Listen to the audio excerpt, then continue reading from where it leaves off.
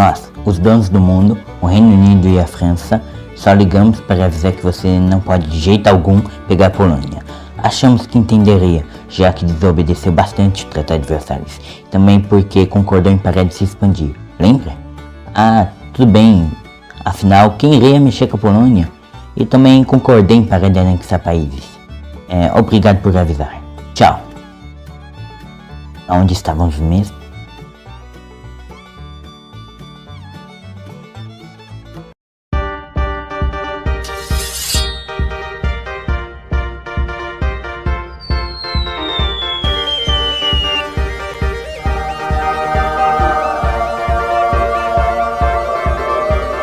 Bem-vindos ao Feigo Animações. A Segunda Guerra Mundial foi uma continuação de maiores proporções da Primeira Guerra. Mudou a história do planeta tanto em avanços científicos como em outras guerras. Então vamos para a história da Segunda Guerra Mundial, parte 1.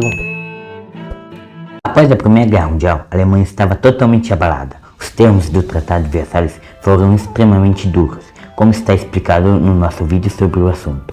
Sem contar que a nova República de Weimar, governo sucessor do derrotado Império Alemão, passaram por uma enorme crise econômica na década de 20, causando a falência do país, agravada pela queda da Bolsa de Nova York em 1929.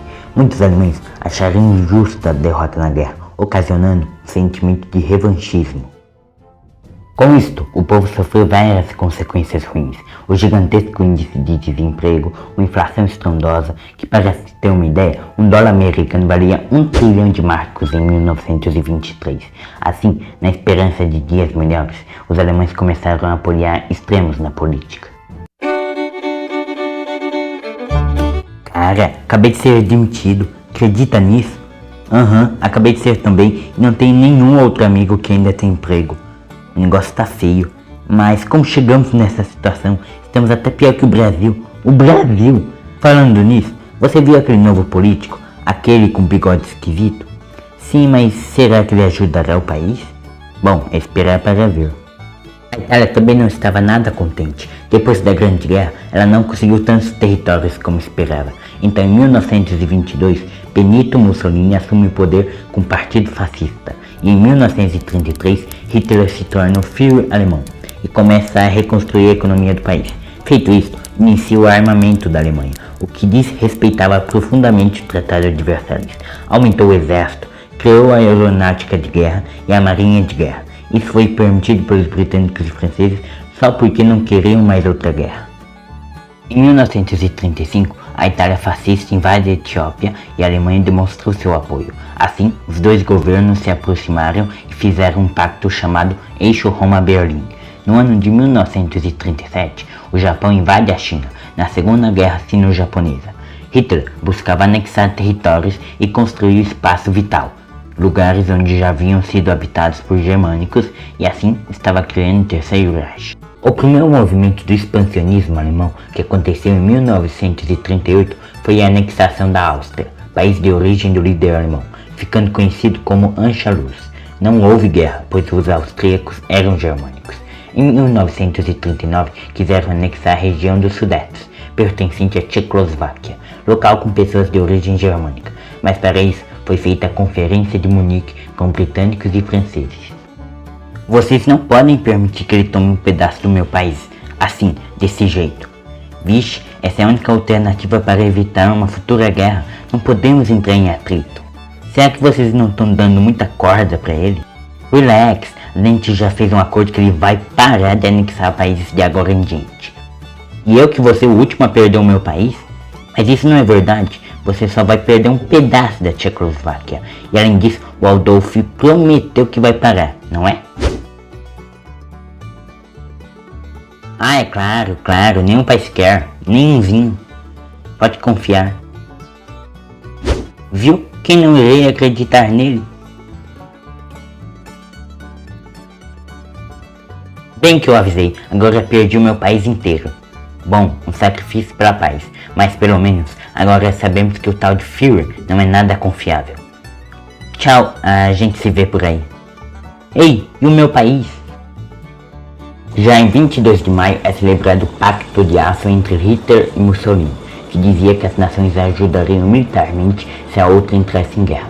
No mesmo ano, a Alemanha faz o acordo com a União Soviética, o Pacto Molotov-Ribbentrop, um acordo de não agressão entre os dois países. O Führer também tentou unir a Alemanha Ocidental e a Oriental, só que um pedaço da Polônia impedia esse plano. Mas britânicos e franceses perceberam isso e disseram que se houvesse o ataque contra os poloneses, eles declarariam guerra. Hitler não levou a sério e em 1º de setembro invade a Polônia, levando o início da Segunda Guerra Mundial. França e Reino Unido, junto de suas colônias, declararam guerra à Alemanha. Esses países formavam os aliados no início do conflito. Quando a Polônia estava sendo invadida pelos alemães pelo oeste, pelo leste a URSS também invadia o país. A divisão desta nação já havia sido discutida entre os invasores na assinatura do acordo de não agressão. Com os aliados, a guerra estava totalmente parada. Ninguém se movia de setembro de 39 até abril de 1940. Em 9 de abril de 1940, a Alemanha invade a Dinamarca e no mesmo dia a Noruega. Para manter a vinda de metais da Suécia, em maio a invasão da Holanda, Bélgica, Luxemburgo e da França. Os ataques alemães utilizavam a técnica de Blitzkrieg, ou seja, guerra relâmpago, em que os tanques avançam primeiro, seguidos de bombardeios da força aérea e por último a infantaria de soldados. Assim, o inimigo ficava totalmente desorientado. Os ataques eram fortes e extremamente velozes, o que permitiu que conseguisse tantos territórios tão rapidamente. Na fronteira francesa com a Alemanha existia a linha Maginot, um conjunto de fortificações. Para evitá-la, as tropas germânicas iriam passar pelos Países Baixos e pela Bélgica. Os aliados perceberam esta estratégia, então mandaram suas tropas para lá. Porém, os alemães estavam passando pela densa floresta de Ardenas. Ninguém imaginou que isso era possível, empurrando e cercando os aliados para a cidade francesa de Dunkirk. Winston Churchill, recém-primeiro-ministro do Reino Unido, que substitui Chamberlain, organiza a Operação Dínamo, sendo um verdadeiro milagre, salvando mais de 300 mil soldados entre britânicos e franceses, abrigando-os no Reino Unido. Após poucas semanas de batalhas, a França não resiste e no fim de junho assina o armistício no mesmo trem em que houve a rendição alemã na Primeira Guerra Mundial, criando a França de Vichy, que obedecia aos alemães. Em 27 de setembro de 1940, o Império Japonês, a Alemanha e a Itália fazem o Pacto Tripartite, também chamado de Eixo. Entre 1939 e 1941, o eixo estava no seu auge. Em 22 de junho de 1941, a Alemanha põe em prática a Operação Barbarossa, invadindo a União Soviética. Ué, mas eles não tinham um acordo? Sim, mas isso não fez diferença nenhuma para Hitler.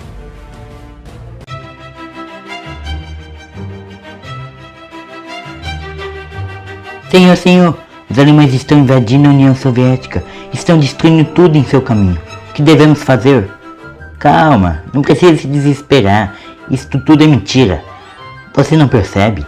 Eu e o meu camarada Hitler fizemos um tratado de paz, ele nunca me trairia. A invasão, os alemães, a destruição, são todos fake news. Então é melhor o senhor dizer isso pra eles. Quem diria uma fake news que é verdadeira? A invasão tinha como objetivo as 3 cidades de Moscou, Leningrado e Stalingrado. A capital soviética quase foi conquistada e Leningrado ficou cercado por 900 dias. No Oriente, o Japão buscava dominar a Ásia e o Pacífico, só que os Estados Unidos tinham domínios por lá, e com a ameaça japonesa, os ZELA cortaram totalmente o envio de petróleo para o país, o que era praticamente todo o petróleo do Japão. Para os japoneses, isto foi uma espécie de declaração de guerra, então eles iriam fazer um ataque que tiraria os americanos do Pacífico, facilitando a dominação da região e podendo retirar o combustível fóssil de lá. Na manhã de 7 de dezembro de 1941, os japoneses fizeram um ataque que viraria o rumo da Segunda Guerra Mundial e iniciaria a Guerra do Pacífico.